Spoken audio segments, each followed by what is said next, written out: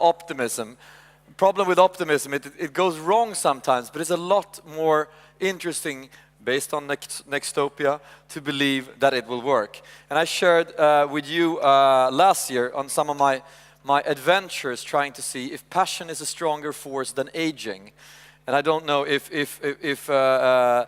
you remember that, but Richard Branson wrote that a person whose curiosity to see if it works is bigger than his or her fear that it will not work. That's an entrepreneur. So I guess I was an entrepreneur in martial arts, and I tried that after 15 years not doing martial arts anymore. I told this story last year, but there are a lot of new people here. So I was a world champion back in '97, stopped fighting and training, went to the gym every now and then 2 years ago, I said, well, what if I trained like an idiot, dreamed like an idiot, and wanted to become the Swedish champion and get into the national team? And I did it by training like an idiot. I went there and I fought, and it was like a Rocky movie. I'm doing this fast forward. But this damn foreign politics we have in people, allowing people to move to our country, of course made the junior world champion from Chechnya move to Sweden, to Jönköping, and he kicked my ass in the finals. And he's here somewhere. I invited him. Jahongir, hello Jahongir. Next time it's my turn. That led to a journey when I finally, after a lot of young talents camps and things like that in Skövde, sleeping on sleeping bags, I managed to get into the national team, and that's when the problem starts. And the same thing goes for a lot of the entrepreneurs. You're the best in your own country, and then you go and take on Europe. So I went to the European Championships. I'm the one that is not very young in the right-hand corner.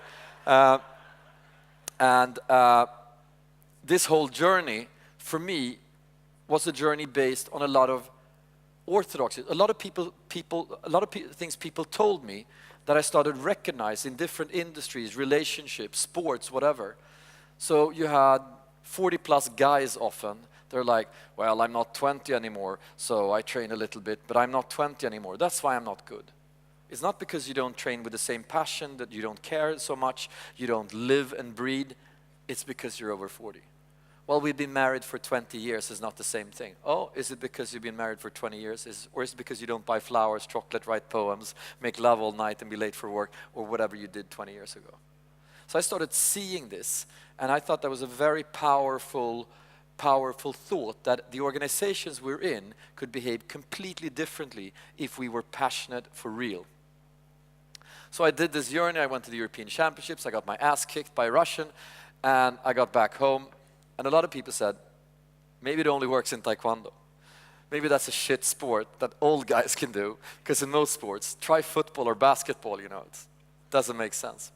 So what did I do this year? I embarked on another adventure. I picked another sport, and I trained like an idiot. I didn't tell anyone.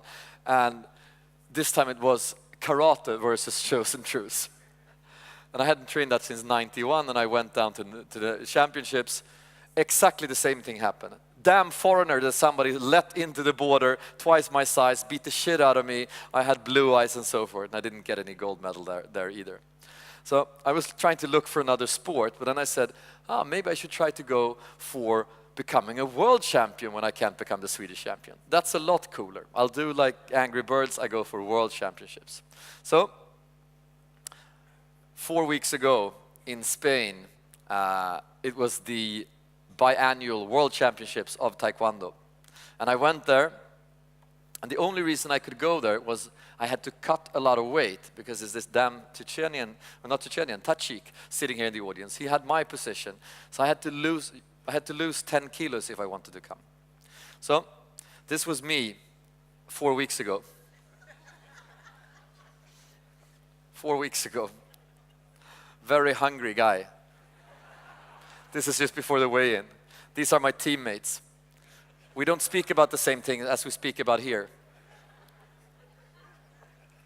Only one person asked me what I worked with over the course of this 2 years, and he's invited here.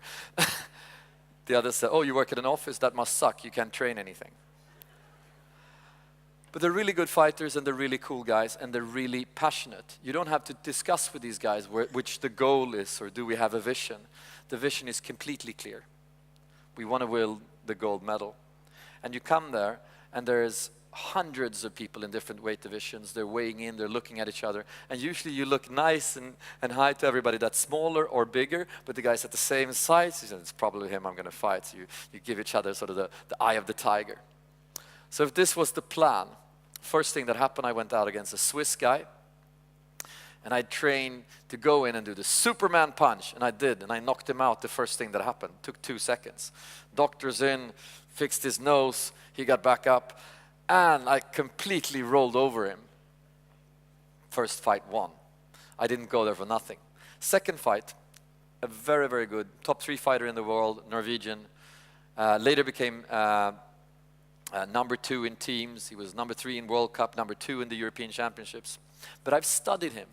And I have YouTube, and they don't. And what I mean by that is that I can look at their every training and every fight on YouTube. Because these kids, they publish everything. The only thing they can see from me is this. I'm holding speeches at SIME. So try to figure out my fighting style from this.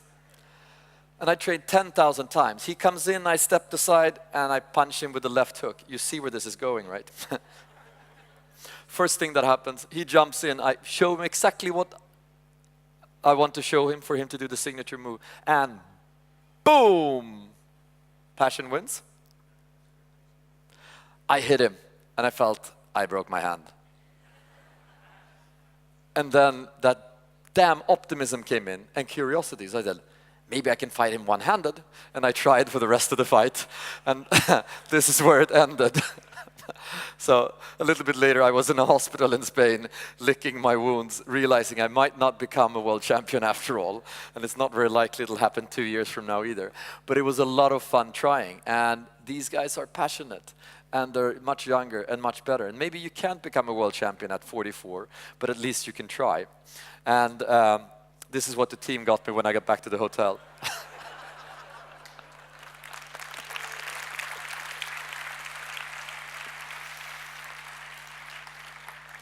So I broke my hand, and I've been for 15 years asking audiences whether they wanted to choose having a pinky or use a mobile phone.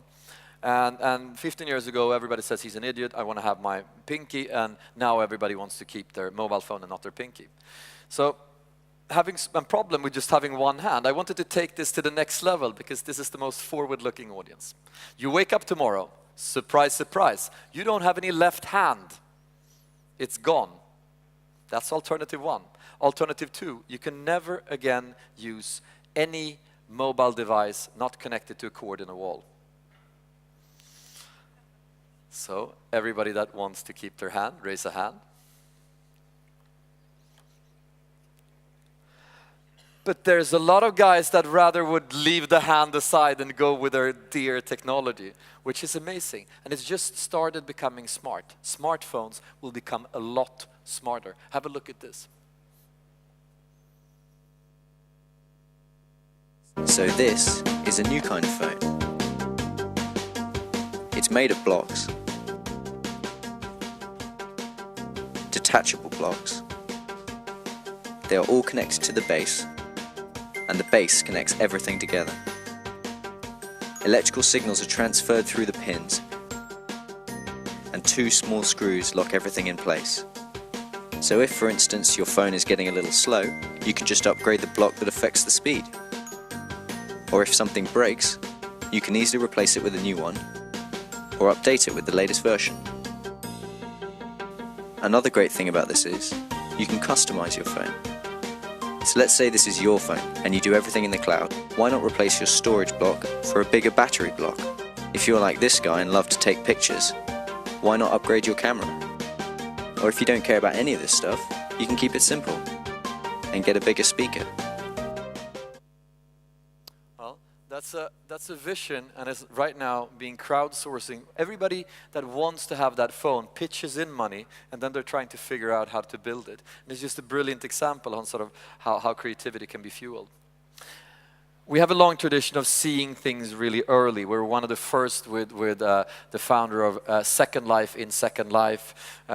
We were very early on with Skype on stage, with Angry Birds before anybody had played it and so forth. So we'll go out on a limb and say that the next presentation might be one of them. You never know if it's vision or hallucination, but it looks really, really good. And what they're actually doing, they're allowing all of us that are not really good hackers and coders and technologists to create completely different online experiences, lowering the barriers for creating cool shit. So please, Go Technologies. Welcome up, Marcus.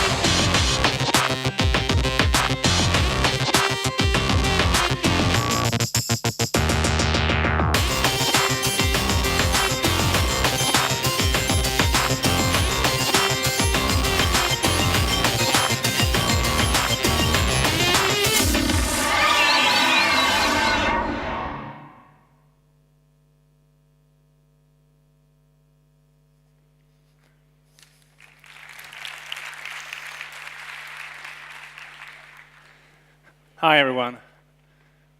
I'm Marcus, and as Ola said, I'm one of the founders of Go Technologies. And we have just launched a cloud-based platform where everyone can create web graphics that the world has never seen before. Because the web,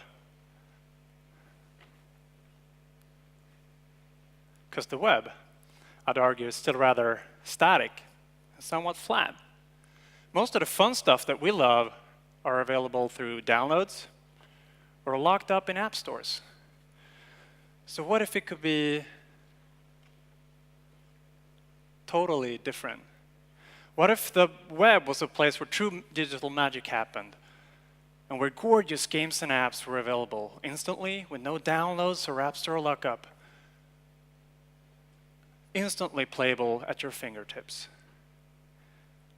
Wouldn't that be like going from a current, like a North Korea solution with 2 central app stores to a place where there's a store for every flavor and taste, just like we're used to in the real world?